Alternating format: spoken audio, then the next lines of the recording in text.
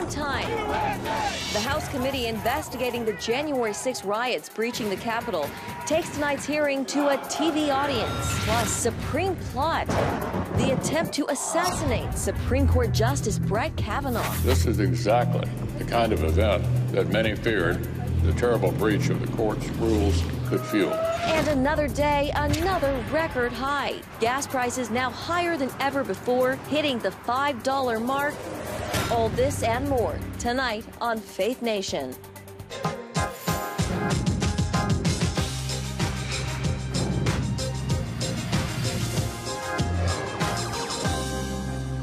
A private House investigation gets its primetime debut. Good evening in Washington, D.C. I'm Jenna Browder. Countless subpoenas, closed-door testimonies, more than 10 months, and thousands of witnesses. Tonight, the House Select Committee, tasked with investigating the deadly January 6 Capitol riot, is ready to present its findings to the public. Its platform, every broadcast and cable news network, with the exception of Fox. The hearing is expected to include never-before-seen video and audio and evidence. National security correspondent Caitlin Burke is covering the hearing and joins us now from the Capitol. Caitlin? Jenna, tonight's primetime hearing is the first of more than a handful set for this summer. 2 more are scheduled for next week, with the rest to follow. Now, at tonight's hearing, we're expecting a summary of the findings of the January 6th Select Committee, as well as an outline of what we can expect going forward in future hearings. I believe that tonight will be sort of an opening of the narration, the narrative of what happened as an assault on our democracy, on our Constitution, on our Capitol, on our Congress, in a very violent way. People must watch and they must understand how easily our democratic system can unravel.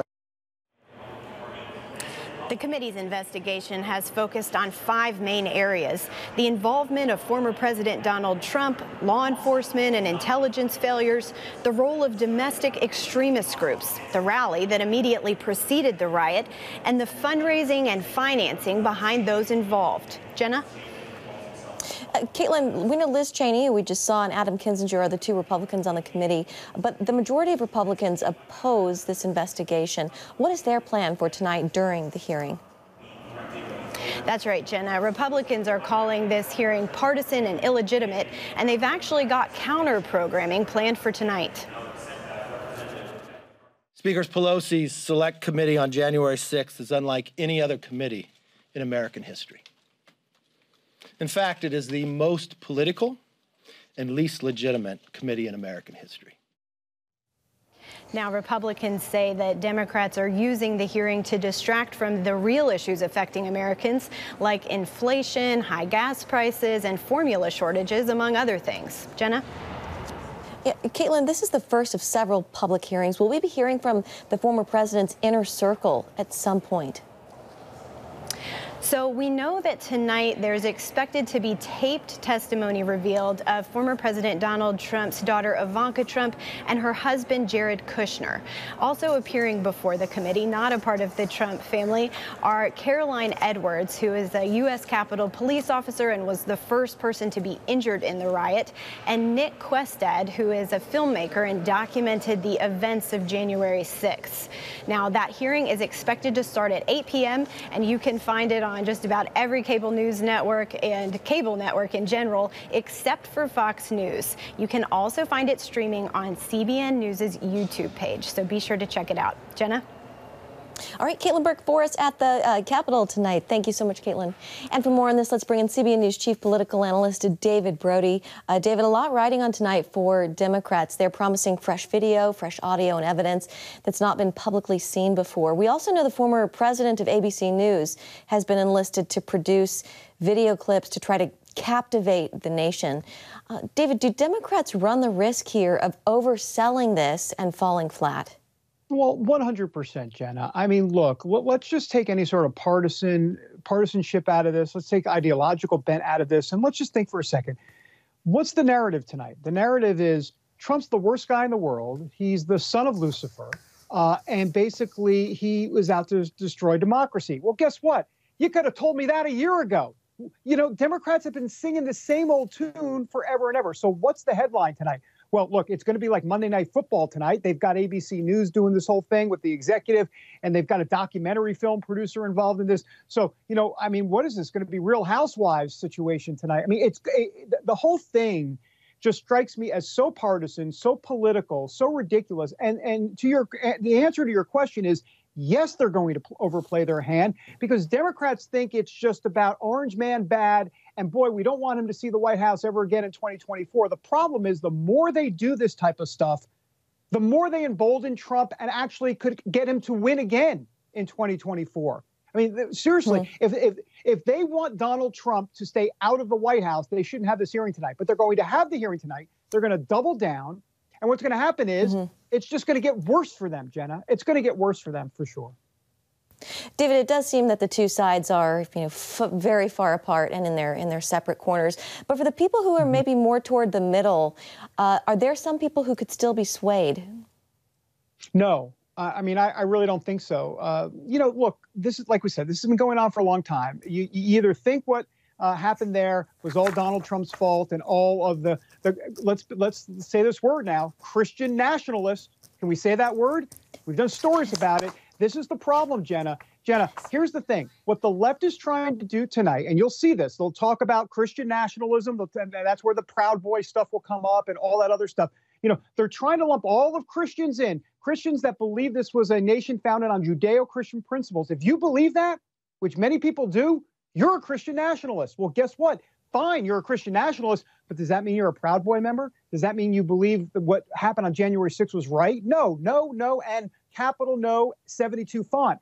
But they're going to lump all of the Christian nationalists in together and paint a lot of people on a broad brush stroke as this was a really bad thing, and you got to be wary of Christian nationalism. Yeah, you have to be wary of Christian nationalism when it comes to violent mobs like what happened on January 6th, that's for sure, but it has nothing to do with Christian nationalism that we're talking about from a Judeo-Christian standpoint. People believe this is a Judeo-Christian nation. There's nothing wrong with that at all. David, just a few seconds left here. You know, Republicans and critics will call this illegitimate. That said, the House did vote to create this panel. Well, the Democrat House voted. Yeah, well, the Democrat House voted too. You know, it was on party lines, except for a couple of, you know, Adam Kinzinger and Liz Cheney. So, no, this is all totally partisan. And here's my question, Jenna. I know we got to run, but what did Nancy Pelosi know exactly? Look, there are many reports out there in the last 24 hours about Nancy Pelosi that she was told to bring in the National Guard, and she did not. Why did she not do that? We're not going to hear that tonight. We're not going to see 14,000 hours of videotape tonight from the FBI. We're not going to. There's so much more, Jenna, I could talk about. This is a one-sided affair tonight. That's what we're watching. All right. Hey, David, thank you so much. Good to see you tonight. We have to leave it there. Yep. Well, now to a push to protect the Supreme Court justices and their families. One day after a California man was charged with attempted murder of Justice Brett Kavanaugh, Republicans are urging House Democrats to immediately pass a bill increasing security for justices and their families. It's already passed the Senate and still sits in the House. CBN White House correspondent Abigail Robertson has more on this. Abigail? That's right, Jenna. House Speaker Nancy Pelosi says the House will take up this bill next week that, as you said, increases security for Supreme Court justices, their families, and their staff. But Republicans say that's not good enough. Nobody is in danger over the weekend because of our not having a bill. Republican House Minority Leader Kevin McCarthy disagrees. I don't know how she can say that, knowing that you just captured a person who wanted to kill Kavanaugh and his family. Senator Ted Cruz is calling on the White House to condemn the protests outside justices' homes. It is a criminal offense to protest at the home of a judge while a judge is considering a case. And Senator James Lankford tells CBN News he reached out to the U.S. Attorney General over recent violence and threats towards pro-life pregnancy centers. He's been strangely silent, as we've seen across all these pro-life centers around the nation face vandalism, face attacks, face all that's going on right now. So we're asking the Attorney General to actually enforce the law in these locations, and obviously local law enforcement to be able to step up and to make sure that individuals that are standing up for life also don't have to be threatened with their own life. Alliance Defending Freedom lawyer Kristen Wagner says she is deeply concerned for the safety of our justices and those trying to take a stand for freedom. I feel afraid for the future of the country, that we would disagree with someone and believe that violence is the answer to that. And I will say that no matter what we face, whether it be potential violence or not, these issues are too important not to stand. It's for future generations.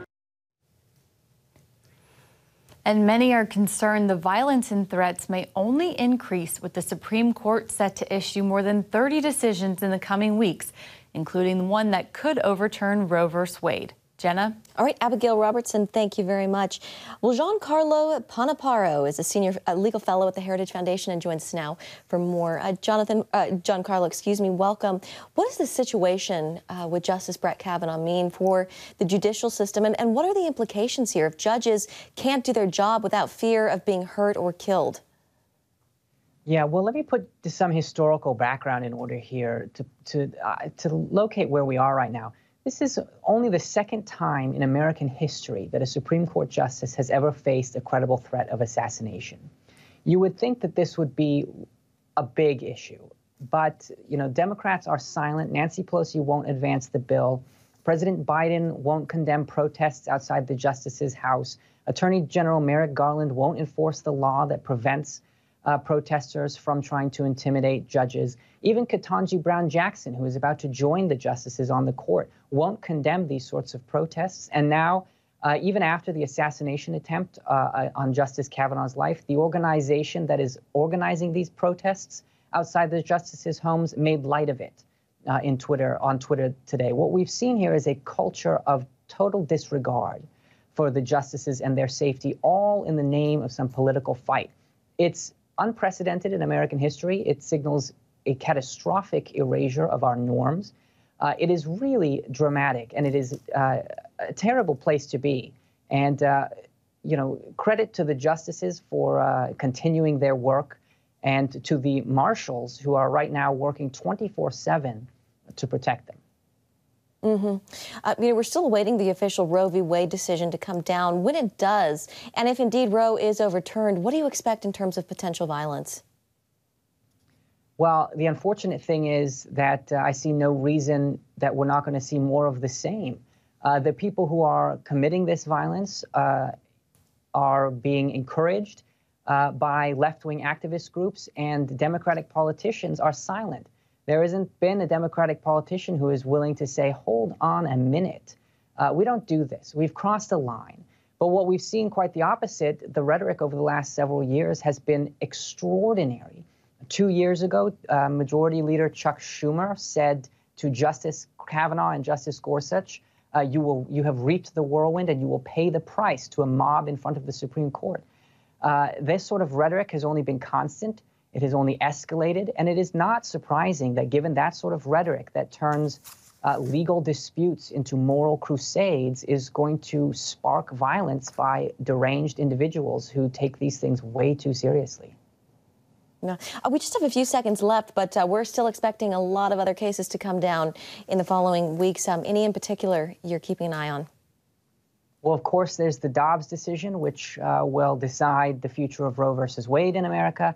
We've got an important case on the Second Amendment coming out. We've got a very important case that will decide, in many ways, the power of the administrative state to govern in the absence of Congress and the people's representatives.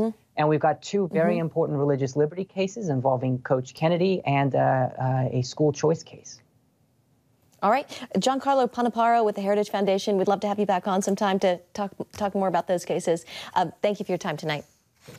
Pleasure. All right, on the international front, a group of senators is pushing back against Iranian aggression, calling for peace in the Middle East. The bipartisan group spoke today, outlining a plan to engage countries involved in the Abraham Accords to fight back against what they're calling an Iranian-backed rise in terror.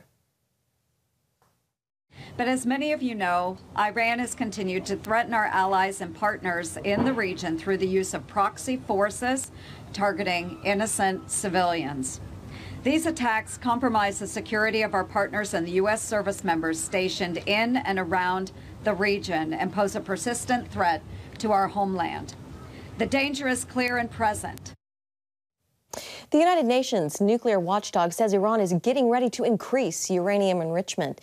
The regime has begun removing 27 surveillance cameras from nuclear sites across the country.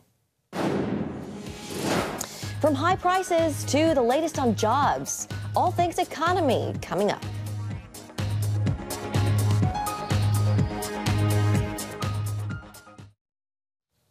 Welcome back. Gas prices heading toward $5 a gallon nationwide. The latest figure from AAA showing the national average at $4.97. That's up 2 cents from yesterday. At least 16 states are already over the $5 average, with California prices past $6.40 today. And on the jobs front, new unemployment claims are up in America. Labor Department figures out today show 229,000 people applied for jobless benefits last week. That's up 27,000 from the week before, and the highest number of new claims since last July. But unemployment numbers still remain at about a 50-year low. Tomorrow, we will get the latest picture of the state of inflation in America when the Bureau of Labor Statistics releases its May's Consumer Price Index report. And with that, let's bring in Mark Hamrick, Washington Bureau Chief and Senior Economic Analyst at Bankrate.com. Mark, welcome. Let's start right there with inflation. A new Quinnipiac poll shows 34% of Americans say inflation is the most urgent issue facing the country.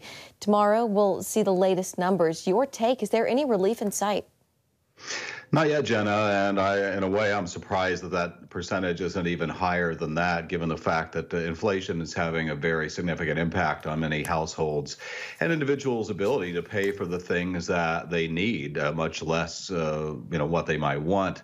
And so we may see that inflation has come down a bit from the previous reading. For example, in the core rate on a year-over-year basis, perhaps down from the recent peak, but you can be down from that level and not yet have a real sense of relief. And so I think that is probably going to be the take. Unfortunately, Jenna, we had gasoline prices rise again last month. Food prices remain high, generally speaking, and we've seen crude oil prices moving higher once again here in recent days. So it's not necessarily the news people want to hear, but truth is important, and I think the reality is that inflation may remain high for some time to come. Yeah. Today, Democratic Senator Joe Manchin of West Virginia said he's concerned about a possible recession. Mark, do you think recession is on the horizon? Recession's always on the horizon, Jenna. The question is when, how deep, and how long does it last? We had one in early 2020. It lasted 2 months, really the shortest in modern history. But that was a significant event that erased 22 million jobs in this country. A recession in the near term is far from a certainty, and I think that's a very important issue. And so consumers are downbeat because of inflation. Their wage gains are not keeping up with the pace of inflation, and that may persist for some time to come. But we can talk about recession as always being a risk, and the Federal Reserve is going about the process of raising interest rates with a meeting next week and probably another one to follow in July. But that's just normalization in terms of getting interest rates where they should be. And we should be on guard for the possibility of a downturn. That is an inevitability with respect to business cycles. Mark, we saw a rise in unemployment numbers, more than a lot of people expected. How concerning is that? Well, it's a concern, Jenna, from the standpoint of we don't want to see a series of those increases, because really what that is a proxy for layoffs. And anecdotally, we're hearing from companies who are either cutting back on hiring plans, taking away some offers, or indeed shedding some of their workforce. But as you said at the outset, these claims in terms of the raw numbers remain historically low. Just 1.3 million Americans on some form of unemployment assistance through traditional state programs as of last count, near the lowest level since 1970. And the unemployment rate, as you say, quite low at 3.6%. But we may see some, let's say, weakening from that tight job market. But as of last count, more than 11 million job openings in this country. So it's still a good time to look. All right, Mark Hamrick with Bankrate.com. Mark, always good to see you. Thanks for breaking it down for us. Thank you, Jenna. Well, vaccinating the youngest Americans, the latest on the White House push and when a vaccine might be available. The White House is laying out a plan to get kids under 5 vaccinated against COVID-19 starting this month. The administration has already secured 10 million doses for young kids. The FDA and CDC could greenlight Pfizer and Moderna shots by June 21st. Today, the White House released a multifaceted plan of action once that happens, including supplying pediatricians, children's hospitals, public health clinics, and local pharmacies. 10 million doses of vaccine available initially, with millions more available in the coming weeks. This approach allows us to seed communities with enough vaccine so that it is readily accessible and equitably distributed across the country. The White House plan also includes an educational push, which will include using different social media and employing millions of mom bloggers across the country. On the baby formula shortage front, new questions of whether Abbott Labs and the FDA were too slow to act. It appears both knew about a whistleblower complaint a whole year before the massive recall. Abbott reportedly received the complaint about sanitation concerns at its Sturgis plant back in February of 2021. The FDA was also alerted. Abbott had to close the plant and issue a recall in February of this year after reports bacteria in its formula had made babies sick. A subsequent FDA investigation found unsanitary conditions in the plant. The temporary closure led to the massive formula shortage still facing the nation today. The plant did, however, reopen this past weekend. Abbott says it hopes to start restocking formula as soon as June 20th. Still ahead, from card collector to big winner. Meet the teen who hit it big.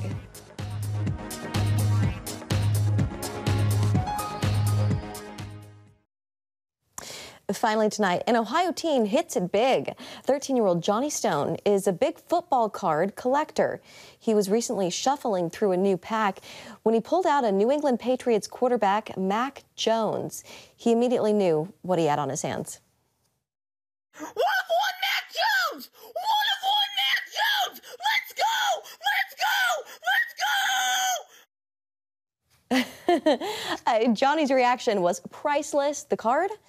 Not so priceless. He sold it for a whopping $100,000. He says he plans to use the cash on a new gaming console and more cards. And we'll leave you right on that note. Thanks for joining us.